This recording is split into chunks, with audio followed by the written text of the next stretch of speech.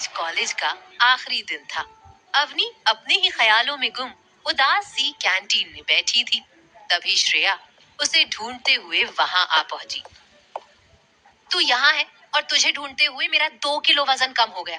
तुझे पता भी है कितनी देर से ढूंढ रही हूँ तुझे, लेकिन तुझे क्या पता है, वहाँ ऑडिटोरियम में सारे गेस्ट आ चुके हैं, सारे स्टूडेंट्स वहीं पर हैं, सिवाय तेरे।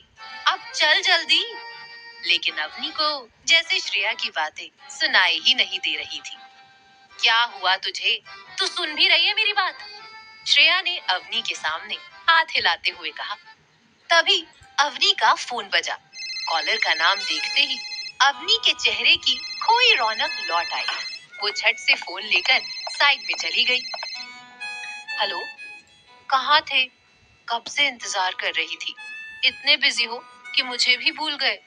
जानते हो ना, तुम्हारी आवाज सुने बिना मेरा दिन शुरू नहीं होता। अवनी की आवाज हालांकि उस तक नहीं पहुंच रही थी, लेकिन फिर भी श्रेया को समझते देर नहीं लगी कि किसका फोन है। थोड़ी देर बाद जब अवनी ने फोन रखा, तब श्रेया ने ताना मारते हुए कहा, हो गया तेरा दिन शुरू, हो गया तेरा मूड ठीक। अब चल जल्दी, वरना तेरी वजह से सबसे लास्ट वाली सीट मिलेगी। श्रेया अवनी को लगभग घसीटते हुए लेकर गई। हॉल में पहुंचते ही दोनों का सर चकरा गया। पूरे हॉल में कहीं भी बैठने को जगह नहीं देख श्रेया ने अवनी को खा जाने वाली नजरों से देखा, तो अवनी ने हौले से सॉरी कहा। श्रेया ने गुस्से में घूरा, मानो उसे यही कच्चा चबा जाएगी। इतने में उसके क्लास का हेड बॉय आया और पूछा, तुम लोग यहाँ इस तरह खड़े क्यों हो? मानव के चेहरे पर एक बड़ी सी मुस्कान देख श्रेया का पारा और चढ़ गया। वो क्या है ना आदि मानव, हम लोग यहाँ योगासन कर रहे हैं, स्तंभ आसन। दिखता नहीं तुम्हें यहाँ कोई सीट खाली नजर आ रही है क्या? आंखें दान कराए हो क्या कहीं पर?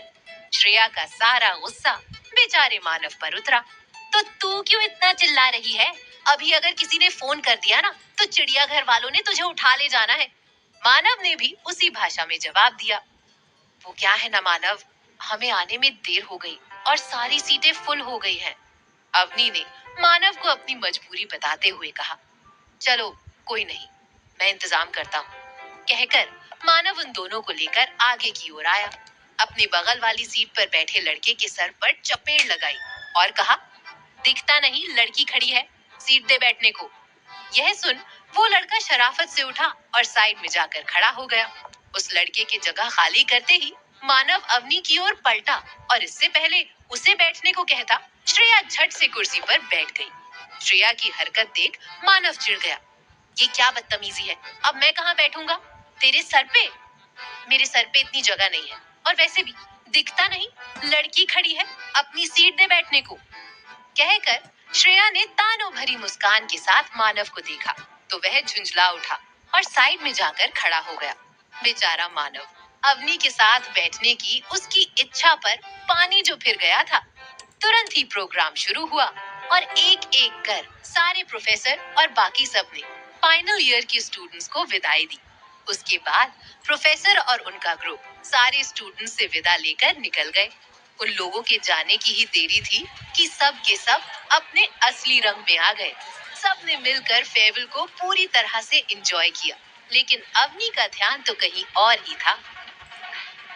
वह बार बार अपने फोन में ही लगी रहती। क्या कर रही है अवनी? ये हमारा आखिरी दिन है कॉलेज में, कम से कम आज तो ध्यान दे दे। तू ना किसी दिन पागल हो जाएगी उस लक्ष्य के प्यार में। सिर्फ उसकी वजह से कोई तेरे पास नहीं आता, और अब मैं भी जा रही हूँ। कहकर श्रेया गुस्से में जाने लगी, तो अवनी ने उसका हाथ पकड़ लिया। श्रेया, श्रेया, श्रेया, सॉरी यार, छोड़ ना, चल चलते हैं। वहां देख, सब ग्रुप फोटो ले रहे हैं। अवनी उसे खींचते हुए ले गई। सबके साथ फोटो खिंचवाने के बाद और ढेर सारी सेल्फी लेकर दोनों अपने अपने घर वापस पहुंची। आ गया मेरा बच्चा, कैसा रहा कॉलेज का आखिरी दिन? अवनी के पापा अखिल जी ने प्यार से अवनी को गले लगाते हुए पूछा।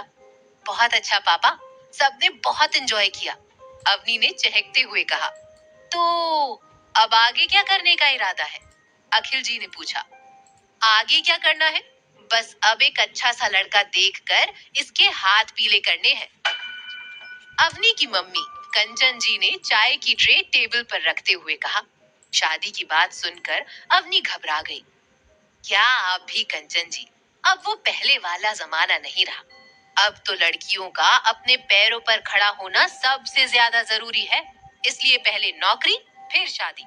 और वैसे भी अभी हम अपनी एक बेटी की शादी की तैयारी कर रहे हैं, दूसरी की बाद में सोचेंगे। अखिल जी ने अवनी की साइड लेते हुए कहा।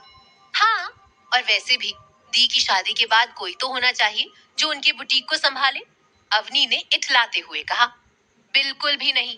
खबरदार जो किसी ने भी मेरे बुटीक की तरफ आंखें उठाकर भी देखा तो, अगर करना है खुद के दम पर कुछ कर, या फिर कोई जॉब ढूंढ।